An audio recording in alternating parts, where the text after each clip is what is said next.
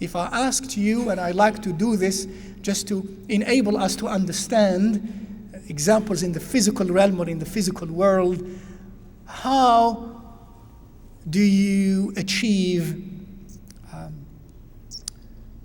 beautification or embellishment of your external image? How do you get that external image that you want to achieve, that you want to have, that body, and then you dream of that body? We live in a culture that dreams of that type, of this type, and that type of body, this type of external image and that type. It's a health-conscious culture. It's a sports-conscious culture.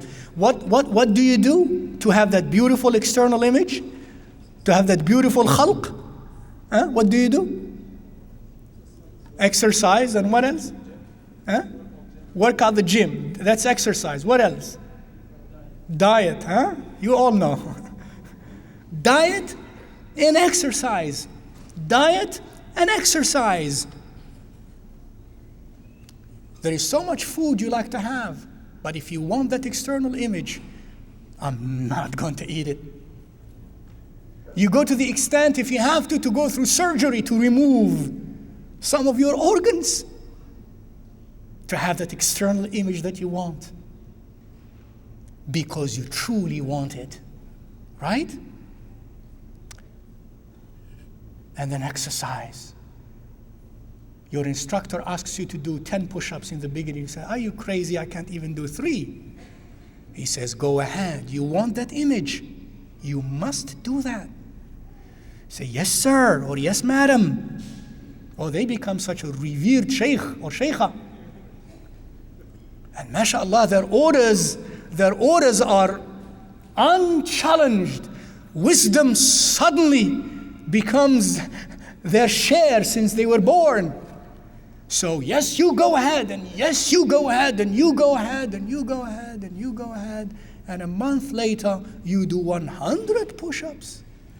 And then when you look at yourself in the mirror, you like what you see. And then it gives you more courage to do more. Because I want that. Now, to what extent do I want that internal beautiful image? That's my moral challenge. And if I want that internal beautiful image, then I must diet and I must exercise. But what is the diet for the internal beauty? What is the food for the internal beauty? Ilm. Ilm. Ilm. Ilm. And not ilm once a week, or once a month, or once a year. A regular diet of ilm, strong proteins of ilm. No fatty ilm. No fatty ilm. There is ilm that is fatty. What is fatty ilm? Any ilm that does not help you walk on the journey back home. Any ilm that is not useful in fulfilling the purpose of my existence, namely تحقيق العبودية لله عز وجل, is fatty ilm. And I don't want to give you examples. Ilm, my dear brothers and sisters. Ilm.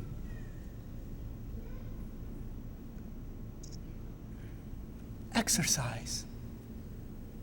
And what is exercise in this case? Mujahadatun nafs.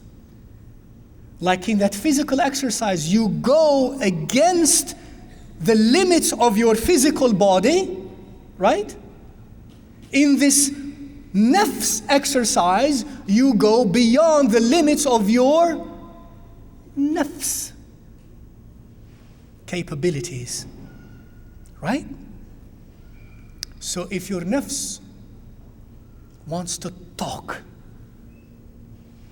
you restrain the nafs from talking. Talking and the tongue leads to devastating consequences. You refrain from talking. You restrain yourself from talking.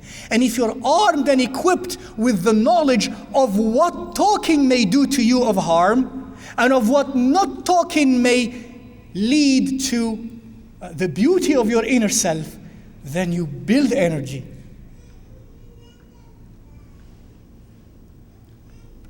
Anger. You want to be angry, especially when someone rightfully makes you angry. You want to externalize that anger.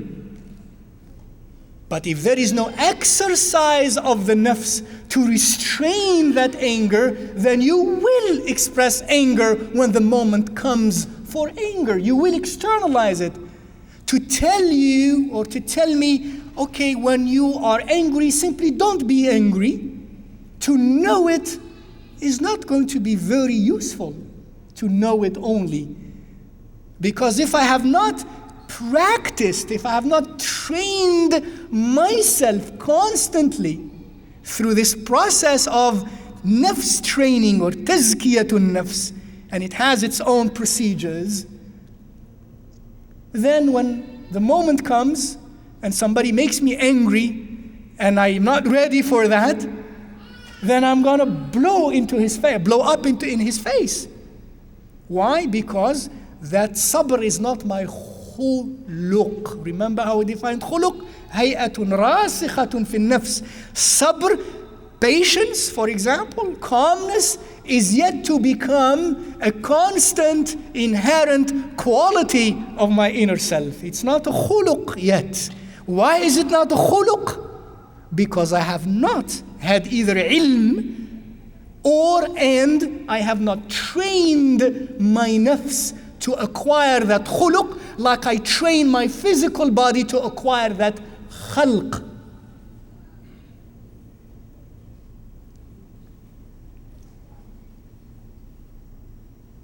You go against the nafs. And the more you go against the nafs gradually, subhanallah, the more energy you build for inner peace, subhanallah. And for the ability to deal with these moral challenges in this pursuit of happiness. And I'll give you an example. The physical example is there. The more you go against the limits of your body, the weaker or the stronger the body becomes. The stronger the body becomes. And if the stronger the body becomes, the more push-ups you're going to be able to do. Right?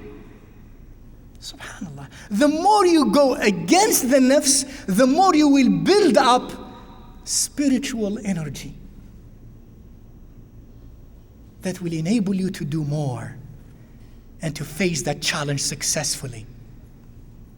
The more you give your nafs what it wants, and that is obeying the physical body and the limits of the physical body, like in the physical world, the weaker the nafs becomes.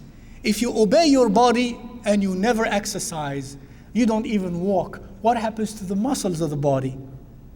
They will weaken. And then you try to run 100 meters and you can't even breathe. And your muscles hurt so bad if you have not done it for a while. True or false? True, I know you know. But Allah Azza wa Jal, you see, set parables for us in the physical world so that the person in pursuit of the way of Allah Azza wa Jal uses them to understand the world of the nafs. إِنَّ فِي ذَلِكَ لَعِبْرَةً لِأُولِي الْأَلْبَابِ أو لِأُولِي الْأَبْصَارِ and so on. In these physical laws of the universe, there are reasons and ways of reflection and lessons to be learned by those who reflect